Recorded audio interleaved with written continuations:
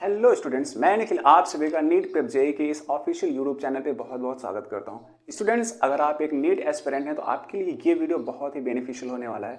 इस वीडियो में हम बात करेंगे कि आखिर नीट क्या है, नीट की सिलेबस क्या है, नीट को क्रैक करने के क्या क्या बेस्ट तरीके हो सकते हैं, इन सभी विषयों के बारे में आज हम बात करने जा रहे हैं। तो चलिए शुरू करते हैं।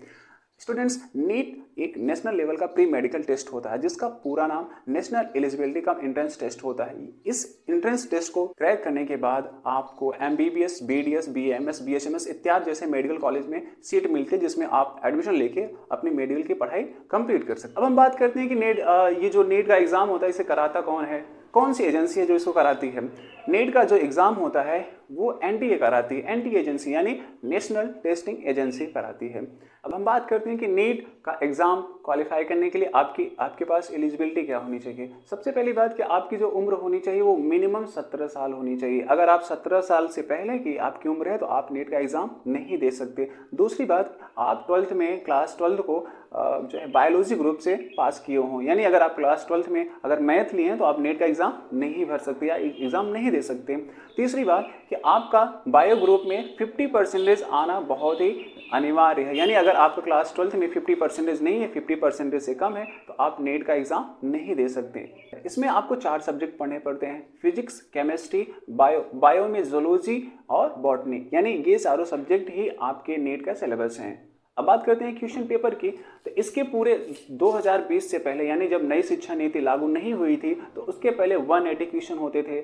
एक क्वेश्चन आपका 4 मार्क का होता है, बाद जो मैक्सिमम मार्क होता है वो 720 होता है, 720 होता है। 20 क्वेश्चन, 20 क्वेश्चन एक्स्ट्रा मिलते हैं करने को, लेकिन यानी अब पूरे नीट का जो एग्जाम होता है उसमें टोटल 200 क्वेश्चन होते हैं। अब हम आपको कुछ बेसिक टिप्स के बारे में बताने जा रहे हैं जिसे फॉलो करके आप इस एग्जाम को आसानी से क्रैक कर सकते हैं। पहला है स्टडी मटेरियल। अगर आप किसी भी एग्जाम को देने के लिए जा रहे हैं तो आपका जो स्टडी मटेरियल है वो क्वालिटेटिव होना चाहिए, ना कि क्वांटिटेटिव।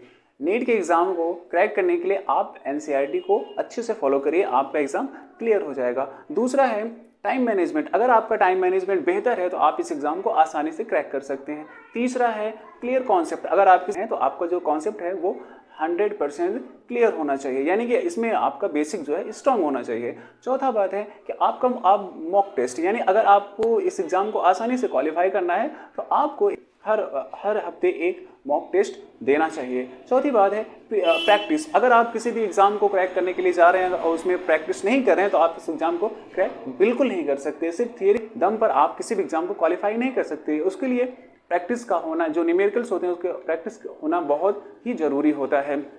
प्रैक्टिस किसकी करें? आप प्रीवियस ईयर के जो क्वेश्चन होते हैं उसको सॉल्व करके आप अपनी प्रैक्टिस कर सकते हैं। रिवीजन, किसी भी एग्जाम को अगर आप किसी भी एग्जाम की अगर आप प्रिपरेशन कर रहे हैं और उसमें रिवीजन नहीं कर रहे हैं तो आपका पढ़ने लिखने का कोई मतलब है नहीं, इससे आपको कोई रिजल्ट नहीं मिलने वाला है। तो आपको अपने दिमाग में हमेशा याद रखें कि हमें हर टॉपिक को अच्छे से पढ़ना है और रेगुलर टाइम पे आपको उसका रिवीजन करना है। ये वीडियो अगर आपको पसंद आया तो आप इसे लाइक, सब्सक्राइब और शेयर जरूर करिए। Thank you.